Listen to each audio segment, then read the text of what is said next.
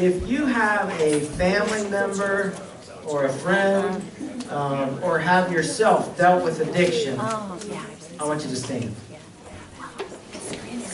So either dealt with it yourself, had a friend or a family member. Okay. I wanted to do that because I wanted you all to kind of see each other for one thing, but also to see that this is a huge thing, huge problem. Thank you, you may be seated. This is not something that is in the shadows. It's not something that affects a minimal amount of people. It affects hundreds of thousands of people. And so today we are going to hear a story of addiction and relapse and consequences, and then also a story that is a story of redemption. And so let's welcome Cody Debevoise.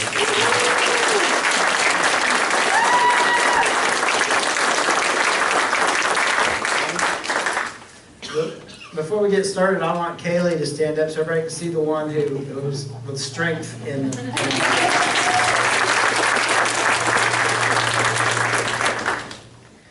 All right.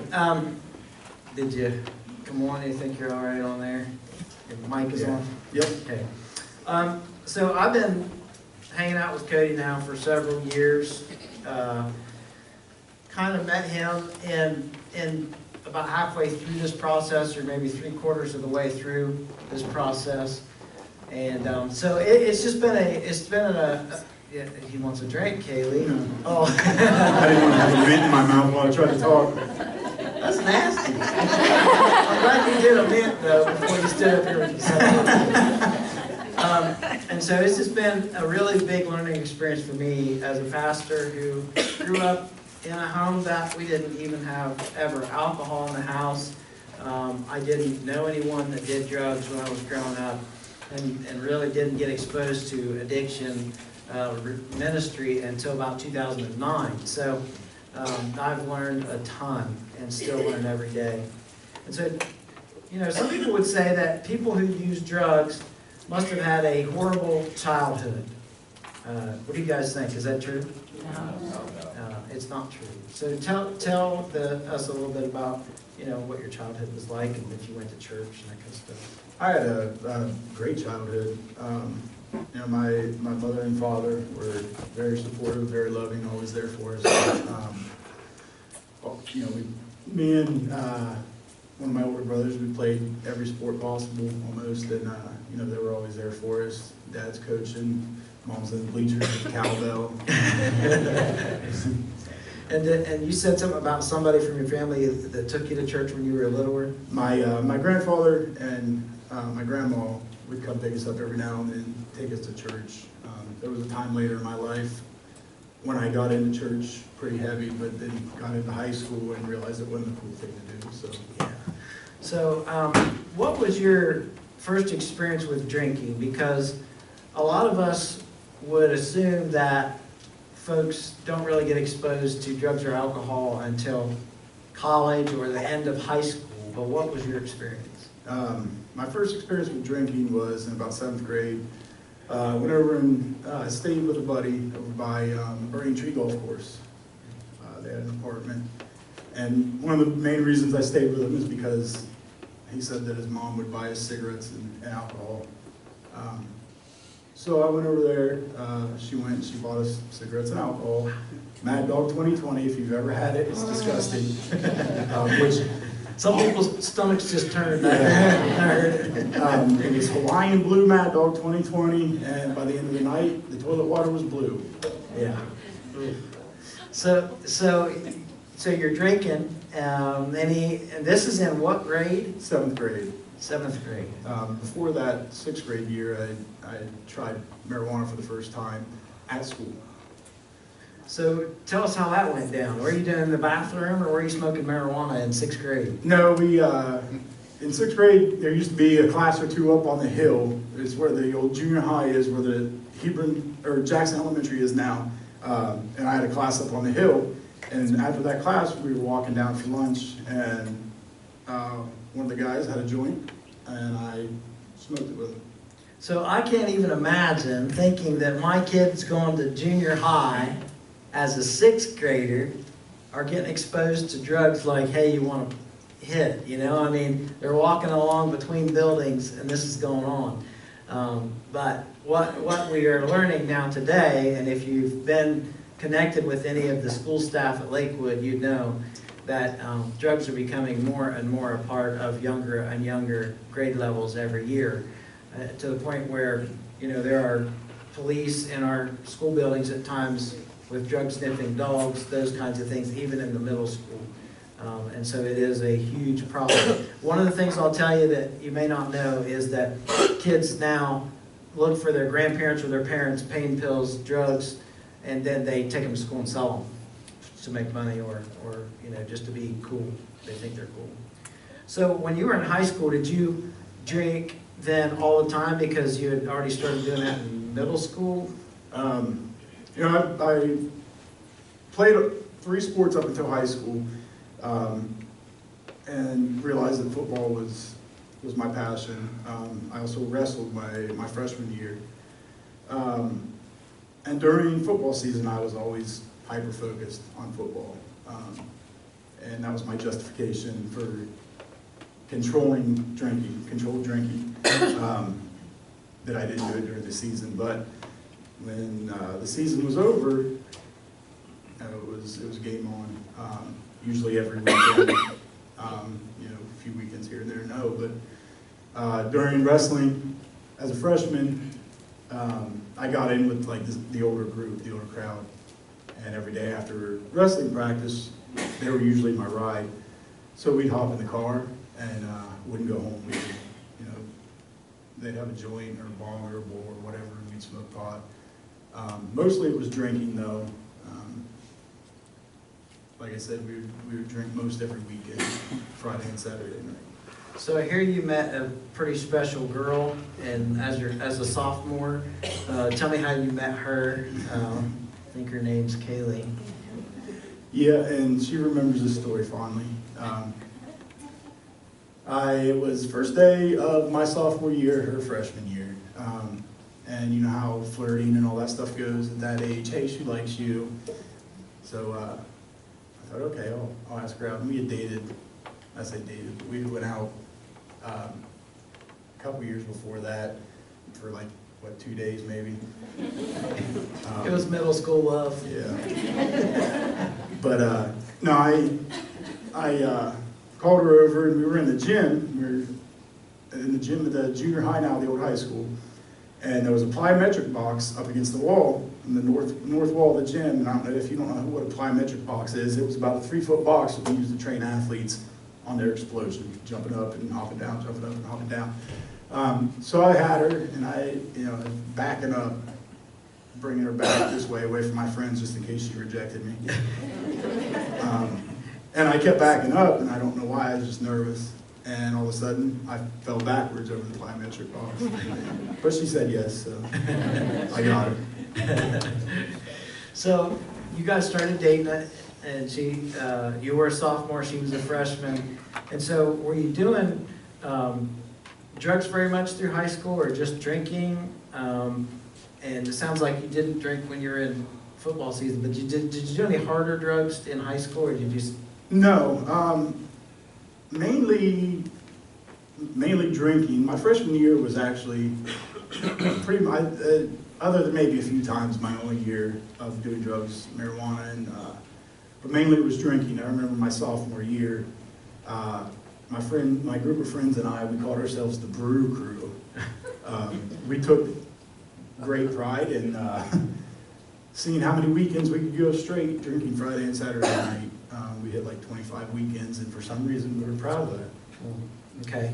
And so after high school, you've been playing football and all that. Did you want to play football in college? Absolutely. Like I said, football was absolutely my passion. My junior year, my coach, Greg Forsythe, he said, you know, one day at school, he said, hey, somebody's here to talk to you. So I sat down in a little room in the library at the new high school, and this guy came in. It was a recruiter from Ohio University. And he said, well, you know, your GPA is horrible. I actually graduated with a 1.9 GPA. he said, if you can get your test scores, your ACT scores up, we'll have a scholarship for you. I tried 3 times, no avail, and I ended up had to sell for a D2 scholarship. And so, this was what kind of was interesting to me. I didn't understand this. He said that he got a D2 scholarship to go to school and play football, but you weren't allowed to play. Right, I was academically redshirted. I was redshirted because I was on academic probation because of my test scores and my GPA upon graduation. So how did that college stint go? I was in college for almost a semester. The roommate that I had was out of control. In what way? Just drugs and alcohol? Drugs and alcohol, again, mostly just marijuana. But it was every day. And, I'm a freshman in college, he's a freshman in college, but, we're trying to fit in. So, I smoked it with him every day, and we drank and partied, and it got old after a while, and he was just getting crazier and crazier and started selling marijuana out of our room. Oh, we did? Yeah.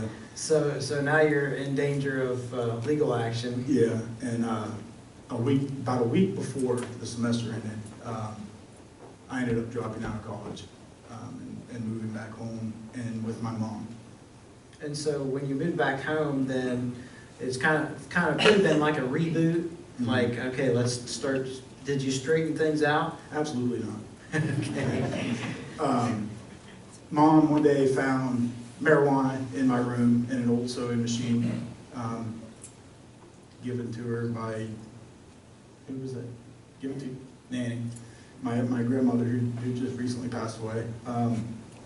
And we had a big fight,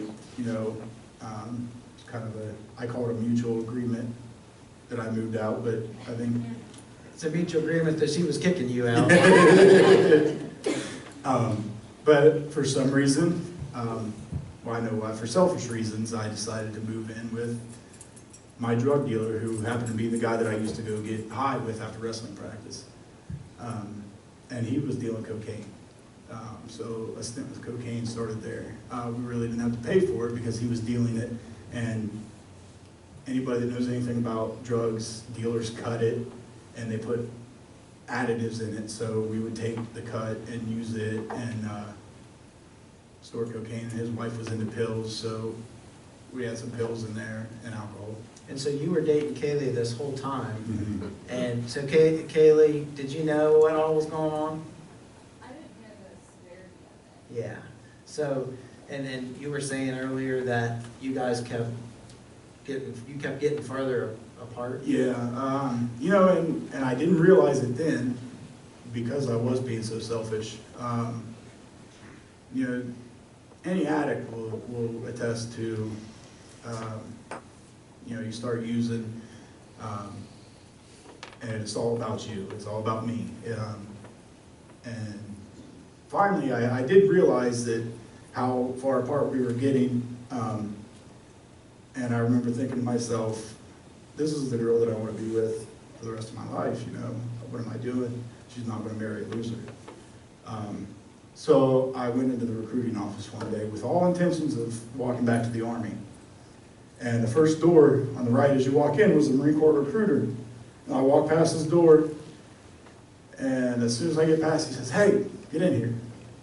So I walked in and fell in love with the Marine Corps. And so when you went to the Marine Corps, then tell us like the kind of the process or the order of which you went through boot camp or got married, or and how long you guys were apart. And Okay. I went into boot camp in March, the year after I graduated. Kaylee was still in high school. Once I got through boot camp, let me back up a little bit. Right before you go to boot camp, you go to this place called MEPS. It's an entry program where you got to take a physical and drug test and all that stuff. Well, I failed my initial drug test. And I originally signed up to be a military police, and that was canceled once my test came back positive. I had to write a big long letter to the commanding officer of the recruiting region to get to be able to join the Marine Corps again. But I did, everything worked out there. I originally signed up for infantry after that. Went through boot camp. You know, in boot camp you spend a lot of time out in the field, sleeping under the stars and getting screamed at and whatnot. And I ended up, I was the honor graduate of my platoon. And being the honor graduate, they gave me the option to change my MOS. So I thought, if this is how being an infantryman is all the time, I don't want any part of it. I'll take something that I might be able to use when I get out. So I went in as a diesel mechanic for motor transport. Like I said, I graduated as the honor grad. After boot camp, you get 10 days of leave. Went home on the 10 days of leave. Mom went with me to help me pick out an engagement ring. We planned a trip to Cedar Point. Went up there, stayed in a hotel for a night, me and Kaylee, and I proposed to her. She said yes. That was in June of '03. Went back to the Marine Corps after my leave. A couple months later, I was in some schooling and stuff like that, and Kaylee and my mom and my dad would come down and visit, you know, once a month or so. And one time when they came down, Kaylee and I just decided, let's get married. So we went to the courthouse. No big deal, let's just get married, right? So you're married, and then you get deployed. Mm-hmm.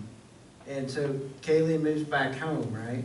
Well, she wasn't living down with me yet. Yeah, so you guys get married, she's back home, you get deployed, and what happened on that first deployment? My God. And where were you? I was in Fallujah, Iraq. It was during the Operation Phantom Fury, the retake of Fallujah. I was all over Iraq being motor transport, but my original base and area of operations was in Fallujah, Iraq. And I ended up breaking my hand, my pinky. My pinky was pointed out this way. And so they medevaced me to Baghdad. They re-broke it about 5 times to reset it. I didn't remember that. And you didn't say that yesterday. Then they medevaced me to Germany, where they decided that you're going to have to go back to the States to get surgery. Well, I was in Germany for about 3 to 4 weeks. And when you're deployed, you get hazard pay, which gave me a lot of extra money. By the time I left Germany, there was no money left. It was drinking all day long, all night long. And that was actually, I didn't mention this earlier, that was actually my first introduction to pain pills, and I absolutely hated them. During your surgery for your hand. Yeah, and then when I got back to the States though, it really made me mad because they decided you don't need surgery. Okay, so you basically, they just wasted all that time. They wasted all that time, and I could have been back in Iraq with my platoon. And so you went for a second deployment. How long was that? That was about 5-6 months. And just a side note, we didn't say last service. Did you say you got to be in Saddam Hussein's His palace? Yes. So And you got to see that stuff, which would be just amazing. In the palace, I don't know if you guys remember Uday and Qusay Hussein. I was in the palace. I stayed in the palace that they were killed in. They dropped a big JDAM bomb, and there was a big, huge hole down the center of the palace. Really? Yeah. So when you got out then the second time, is that when you guys, because you'd been apart for 2 years, Mm-hmm. and so is that when Kaylee then moved down? And Yes, Kaylee moved down. We originally got an apartment. We didn't stay there for too long until we bought our first house. And here's the thing I want to make sure you guys are getting. So they get married. He just serves two active terms of duty, deployed twice. He's experiencing PTSD, flashbacks, all that kind of stuff is a part of now his life. And, Kaylee comes down, and from what I understand, it's like he's a lot different, and looks at the world a lot differently and is dealing with a lot more things. And I remember you saying to me that you asked her, I don't know what happened, but I used to be happy. Yeah. There was a I remember plain as day. I can picture it in my mind right now. We were sitting in the living room of our house that we had bought. And I looked at Kayla and I said, what happened to me? You know, I used to be a happy person. I'm not anymore. I don't know what happened to me. Mm-hmm. I think that was like my first struggle with my own identity. Yeah. And so what led to, because I know you went from the Marines, being an active duty, to a second phase, and it was in that second phase that kind of things really cranked up on your use. So yep, it came time for me to either re-enlist or get out and become a civilian again. And any Marine, soldier, airman, anybody in the military will tell you, almost anybody probably, that when it comes that time, it doesn't matter if you've been in for 4 years or 20 years. It's always kind of a rough decision. I can either get out, go back with my family, my friends, or this is what I know, this is what I love, this is a paycheck, for me and my family. So that really stressed me out, and I remember I bought like a gallon of Jack Daniels, and it was gone way too soon. And I know that really kind of worried Kayla. I think that might have been the first time she kind of thought, man, what's going on here?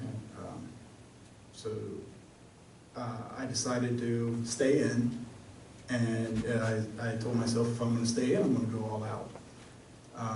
So I applied to drill instructor school to become a Marine Corps drill instructor at Parris Island, South Carolina.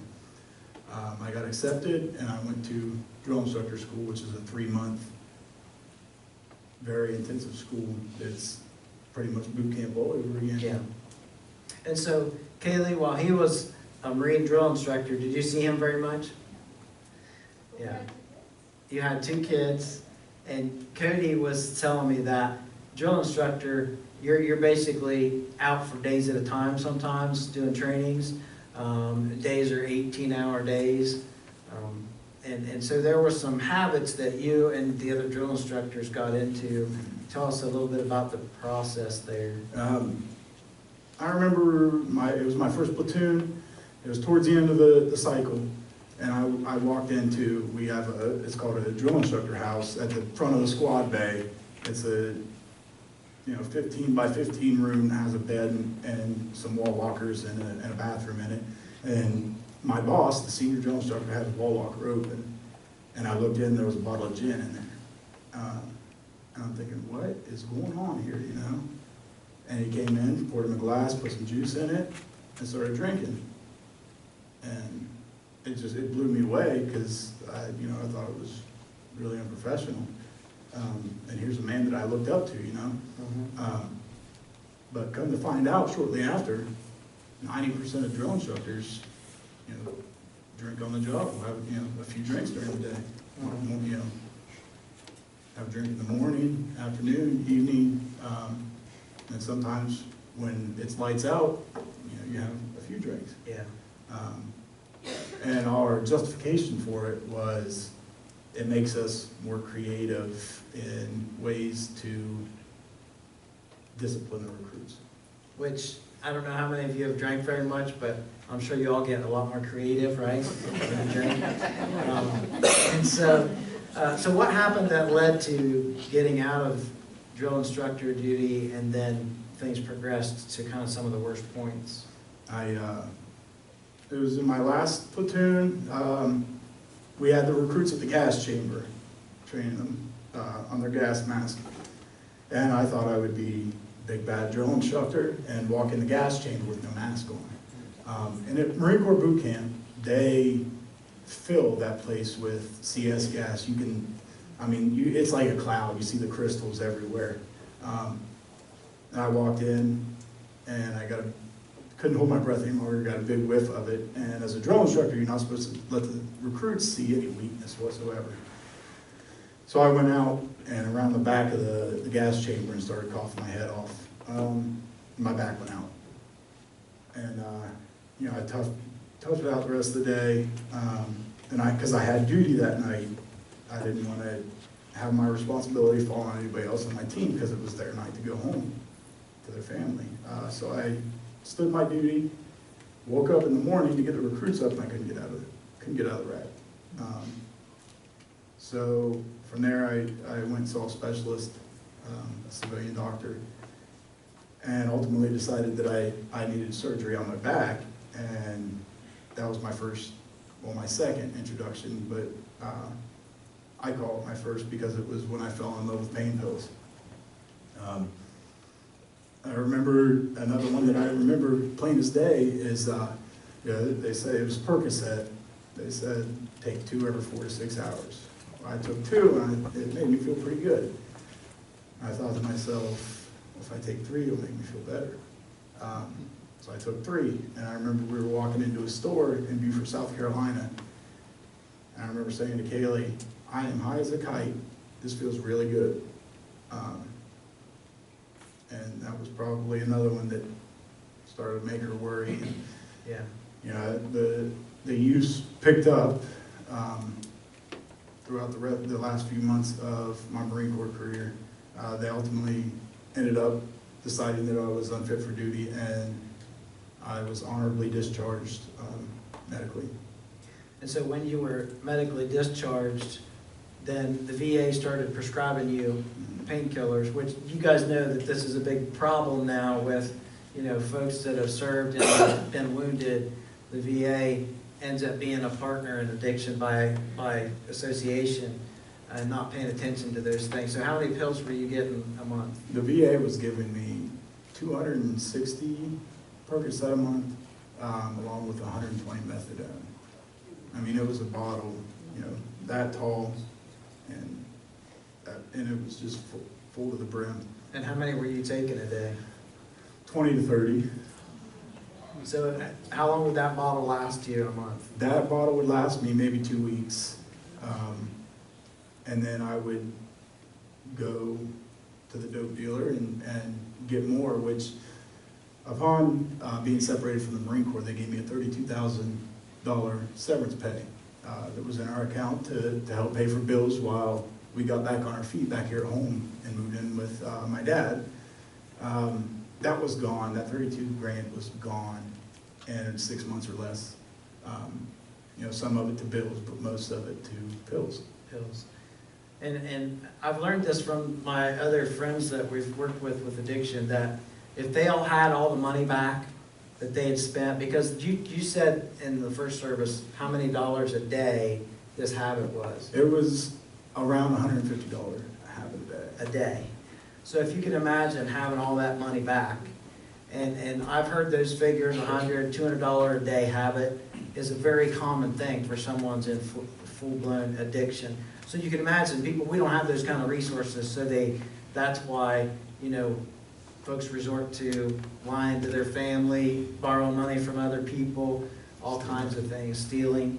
It was $5 a pill, and 20 to 30 pills a day was a lot of money. And so who all did you have to lie to all the time? Absolutely everybody in my support group, especially my wife, which really, really damaged our relationship. As any addict will tell you, the selfishness that goes along with the disease is extraordinary. That's all that you ever think about, that's all that you ever want. And the neglect to your own family, your wife and your kids, is something that you do, that I did notice, but I couldn't stop, I didn't care. Yeah. All I wanted was that next high. So what were some of the things that were consequences or regrets that you have now when things got to their worst point? I think it was when you guys had moved back and you were living in Pleasantville. We moved out of my father's house and we rented a house in Pleasantville. That was one of the worst times of the addiction. We grew apart so much. I say we, but it was all my doing. I was neglectful. I was nasty to my wife. And it ultimately led to us being separated. She moved in with her mom. I was kind of living out of my truck a little bit, sleeping at truck stops some nights, and I always had pills and a fifth of whiskey with me. And then I ended up having an affair. And so, did Kaylee find out about that pretty quick? Or? Yeah, it was pretty quick. And then how long after that did you really start to feel like something had to happen and people started putting the pressure on you?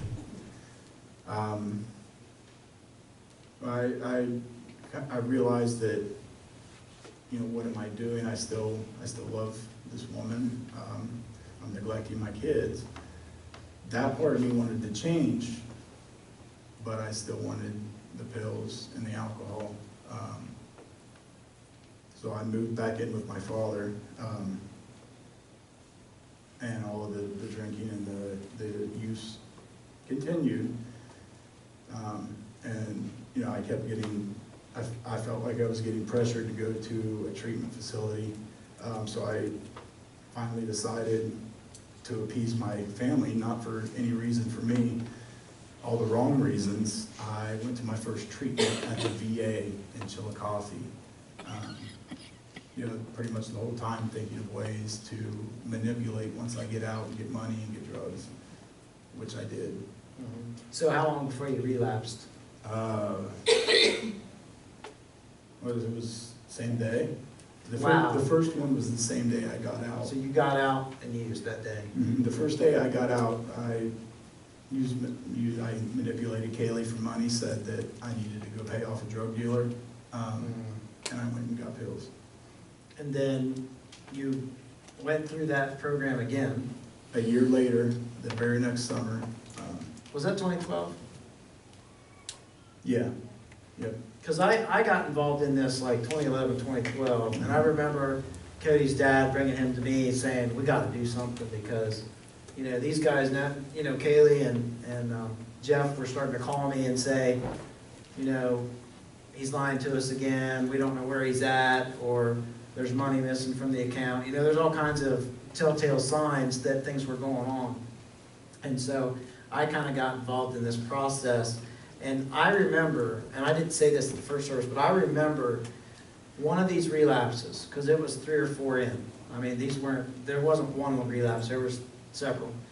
I remember these guys coming to my office again for the same, stuff, which is very common in addiction. Almost no one just wakes up one day and says, I'm not going to be an addict anymore. But I had run out of ideas. I was just like, I don't know what else to do. And I remember saying to these guys, I'm out. I just don't have any other ideas. I said, and I think you left the room, and I told him that you're so nice that she's never going to be able to put the pressure on you to hold you accountable for what you were supposed to do. And then I think I sent you out of the room and said, you need to put the pressure on him. Yeah, I was like, get him out of here for 12 months, man. Make him prove himself, And Cody was still walking the line. He wanted to use, but he wanted his family. But I don't know if it was that time or not, but I remember a clear moment of transition for these guys. One of those transitions was when Kaylee, we had this discussion, all 3 of us together in the room, and it was, let's do random drug testing, and Kaylee's the drug tester, and she can drop a test at any time, because what that does is it eliminates all the games. You don't have, she didn't have to listen to one word of his, because most of it was manipulation and half-truth. And so from that point forward, it was, we're not having any discussion about where you were or what was going on, just pee in this cup. And then if you test dirty, you're gone. Yep. And she did. I mean, she randomly drug tested her husband. I think she needs a huge round of applause. There's an unused drug test at home right now. Just a reminder. Mm-hmm. I think it's great. But here's what's interesting. Even that kept Cody clean, but not not whole, okay? So talk about that a little bit. You Because know, he had started work, you know, he's working on the playing on the worship team, going through some motions of being a recovering addict. you know, when addiction takes a hold of your life, it takes a hold of every aspect. And it just, for me, it just tore me apart. It ruined me. You know, pretty much the whole time I was dealing with active addiction, I knew I was wrong. I knew what I was doing was wrong, but I couldn't change it. I felt like I couldn't change it. I felt like I was alone because that's where I put myself. I didn't use anybody around me, and that tore me apart even more. But the reign of drug testing started, and it finally held me accountable. And the drug use stopped, but the thinking and some of the actions and stuff like that was still there. And they call, in AA, Steve, help me with this, but they call it a dry drunk or a clean or not a clean addict, but, you know, someone who's still going through all the motions of being an addict without using. So their thought patterns, the way they behave, their moods, all that stuff is still as an addict, even though they're not actively using. Yeah, I was, you know, I was serving, I was on the worship team. I came onto the worship team about 4 months after I got sober in November 1st of 2013. And I was still spiritually dry. I was spiritually dead because I was not letting anything work for me. I was still in denial about my past. I had not accepted anything, which tells me now that I realize that I wasn't giving my life to Christ. And you know, like I said, I realized finally, thank God, I realized. I think he hit me in the head with it.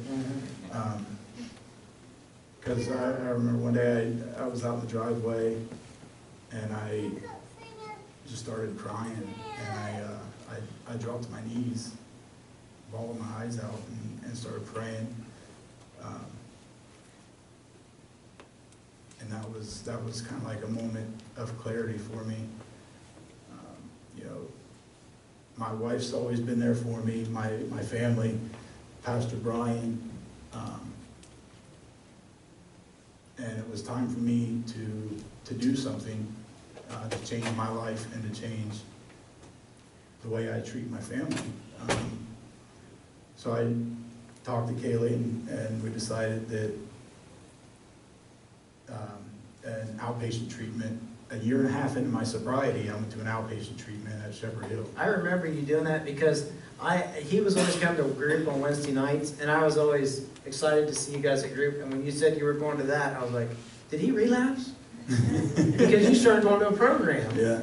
But you hadn't relapsed actually, but you were relapsed. You were mentally going that direction. I was in the stages of relapse, absolutely. I went to Shepherd Hill, and you know, Shepherd Hill is all geared towards Alcoholics Anonymous, which Alcoholics Anonymous deals not only with alcoholics, but with addicts as well, or any addiction for that matter. You can use this program for any addiction. And the principles they use in AA come straight out of the Bible. They do. And they say in AA, find your higher power. Well, you know, for me it was clear there's only one higher power. So I started focusing more on that and praying and taking church more seriously. And my wife and I started, you know, reading the Bible. We started praying at home. You know, she was in support of me 100%.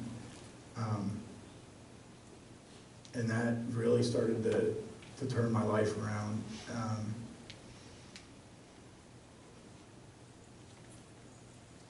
I remember Kaylee saying that you're different. That you're a different guy now. Yeah. I don't know, maybe it was a couple months into it. And, you know, it was hard for me to accept change. And I know nobody really believed it at first, and rightfully so. Because, you know, I had put on a front so many times. Yeah. That I had lost the trust of everybody around me. And the most rewarding thing that I've got out of this, one of the most rewarding things that I've got out of this so far is actually getting to see the trust start to rebuild. Because addiction is a monster. It takes your soul. It takes every part of you and it changes you. It turns you into a monster that you've never imagined possible.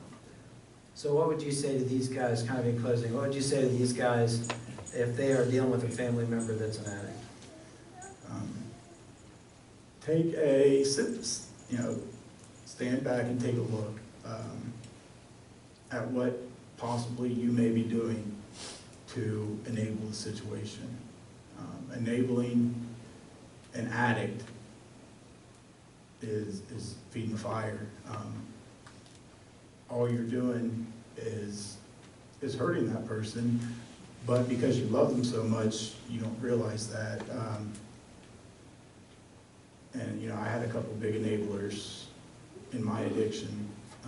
Yeah, we worked on that. Yeah. I'd send you out of the room to talk to them. Yeah. Like I said, take a look at yourself. You know, not saying that anything's wrong with you. It's just,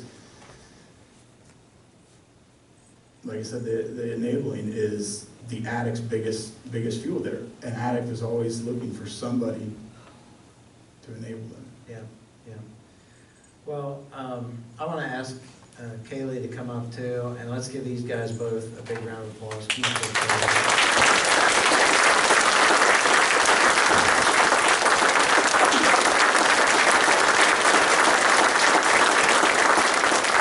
Let's stand.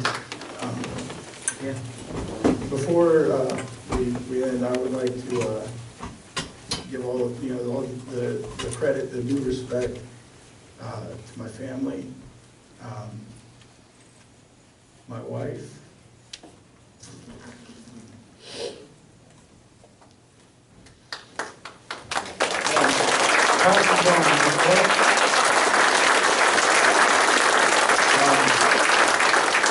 you know, I truly believe that God puts people in your life for a reason. And He put Kaylee in my life for, you know, this is one of the reasons. And He absolutely put Pastor Brian in my life to help me. And they say it's been a godsend, and it truly has. Well, I appreciate you being willing to share with us. And, you know, you guys are just getting started in your next phase of ministry to and with couples and with folks that are struggling with addiction. And I know that God's going to continue to use you both. So let's pray. Father, we just thank you for your grace and your love, that there's no place that we can go that is so far that you can't bring us back if we'll just turn to you. And God, that you give us wisdom as we deal with our friends and family members that are struggling with addiction, that we would walk that line of loving them without enabling them, that we would continue to draw them back toward you as much as possible, but also know when to step back and let them hit the wall for a while and feel the consequences so that they can get in that emergency situation and realize things can't keep going that way. So Lord, give us strength in these days. And we just thank you for all that you're doing. In Christ's name we pray. And everybody said, Amen. have a great week.